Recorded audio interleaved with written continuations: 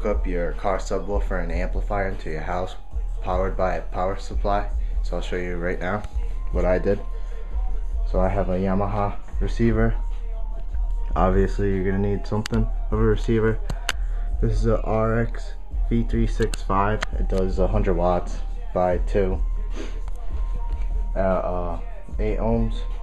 It's a 5 channel amp too, and those are I'll show you what I got. These are my Klipsch KG 4.2s, yeah, floor standing speakers.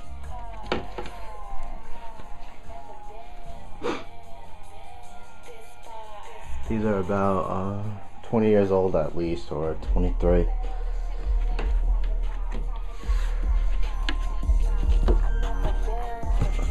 But then they're real nice and clean. They last forever. They're Klipsch. And I have the Sundown Audio E8 V3 up here too. This is a shit wiring job. Alright, so let me move the sub out. There's my Soundstream amp. I had it on that, but every time I shut it off it would pop, like the subwoofer would flex, and you'd hear a boom noise.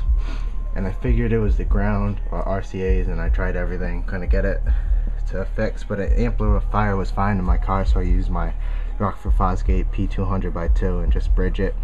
So it's 200 watts on by 1, underpowered, but whatever.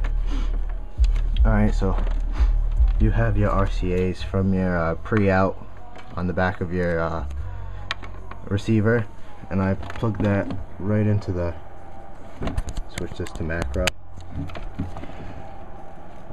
the RCA inputs. And then what you're gonna do with your power supply is take the 12 volt rail, the one that goes into the motherboard and everything, the biggest one basically. You're gonna take your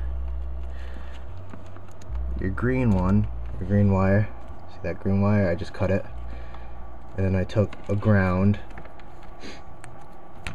and I oops, if you can see, I wired it to a switch, but you don't have to. Mine wouldn't turn on when I just popped the wire and connected it to a ground, so I had to wire it to a switch, and now it comes on. This is just regular speaker wire, and just taped it up and whatnot. So here's my switch. If you can see, there's the light over there. I'll shut it off. Goes off, comes on, and you're gonna take, I think you can, some people say take all the 12 volt positive rails, wires, which is the yellows. You're gonna put one in your remote, so that tells your amp to turn on. Then you put one in the battery power. That's basically the same thing as your 12 volt coming from your battery, the power wire. Then because I was having problems with the popping noises, I decided to take a bunch of grounds and twist them together and put them in the grounds. But you don't have to, you could take one. I took my ground. Let me get a flashlight on my iPod. You can see, it's hard to see, but whatever.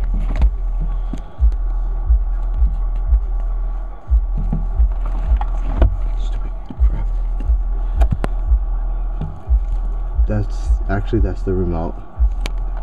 That one's the remote. There's your ground. And there's your battery plus. Some people say to take all your positives, whatever. I don't know. My wires don't get hot, but it's only 200 watts now. So then you can plug in your power supply, and if you have a switch, just flip it on. It should come on, and then voila, you have a car subwoofer connect to a car amplifier in your battery. Now I'll also turn it up for you guys.